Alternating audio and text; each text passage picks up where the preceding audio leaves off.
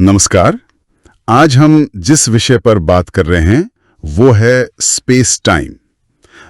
हमारे पास स्रोत है स्पेस टाइम, ब्रह्मांड का अदृश्य तना बना, और कोशिश रहेगी कि स्पेस टाइम की जो ये थोड़ी मुश्किल पर बहुत ही दिलचस्प दुनिया है उसे थोड़ा समझें।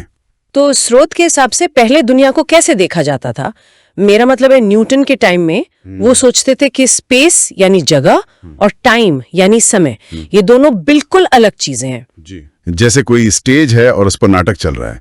स्पेस वो स्टेज हो गया और टाइम वो सबके लिए एक ही रफ्तार से बहता था। हाँ, जैसे कोई नदी बह रही हो, और ग्रेविटी वो तो बस एक अजीब सी ताकत थी जो चीजों को खींचती थी, पता नहीं कैसे। बिल्कुल, एक अनदेखी शक्ति। लेकिन फिर आइंस्टाइन आए और उन्होंने, जैसा स्रोत कहता है, सब कुछ बदल दिया, स्पेस और टाइम को जोड़ दिया, स्पेस टाइम बना दिया। तो इसी को खोलते हैं जरा, ये स्पेस टाइम आखिर है क्या चीज? स्रोत क्या कहता है? हाँ, तो स्रोत इसे एक 4 आयामी ढांचे की तरह बताता है। 3 आयाम तो हम जानते ही हैं, लंबाई, चौड़ाई, ऊंचाई। हाँ, ये तो पता है। लेकिन चौथा आयाम है समय। और खास बात यह है कि ये चारों अलग अलग नहीं है, ये एक साथ बुने हुए हैं, एक ताने बाने की तरह। ताना बाना मतलब किसी चीज की लोकेशन बताने के लिए सिर्फ कहां काफी नहीं है, कब भी जरूरी है। स्पेस और टाइम वो जुड़े हुए हैं, अविभाज्य।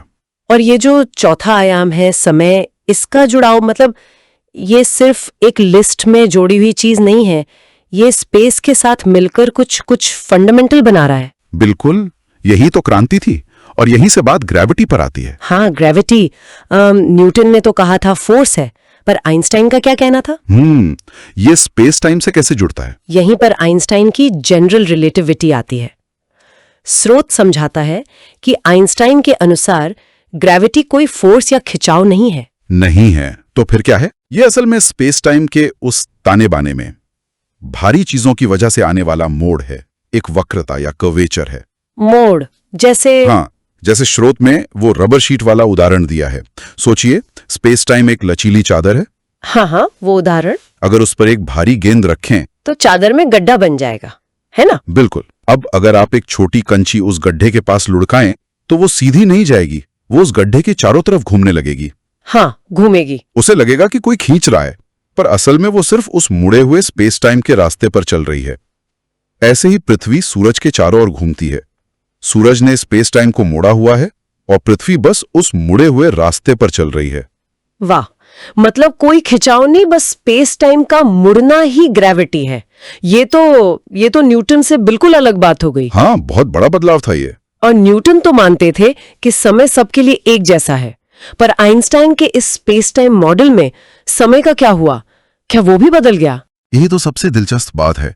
आइंस्टाइन के मुताबिक समय एब्सोल्यूट नहीं है, वो रिलेटिव है। रिलेटिव मतलब समय की रफ्तार इस बात पर निर्भर करती है कि आप कितनी तेजी से चल रहे हैं और आपके आसपास ग्रेविटी कितनी मजबूत है। क्या मतलब मेरा समय और आपका समय अलग अलग रफ्तार से चल सकता है? हाँ, अगर आप बहुत तेज रॉकेट में हों या किसी ब्लैक होल जैसी भारी चीज के पास हों तो आपके लिए समय बाकियों की तुलना में धीरे बीतेगा। ये सोचना भी अजीब है।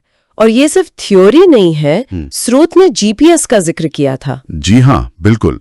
जीपीएस सैटेलाइट्स पृथ्वी से बहुत दूर हैं और बहुत तेजी से घूम रहे हैं, तो उन पर समय पृथ्वी की सतह की तुलना में थोड़ा अलग बीतता है। अच्छा, कैसे? उनकी तेज गति के कारण समय थोड़ा धीमा होता है, लेकिन पृथ्वी की कम ग्रेविटी में होने के कारण थोड़ा तेज होता है। दोनों असर होते हैं। ओह। और जीपीएस सिस्टम को एकदम सटीक लोकेशन बताने के लिए इस टाइम के फर्क को, जिसे टाइम डायलेशन कहते हैं, उसे हिसाब में लेना पड़ता है।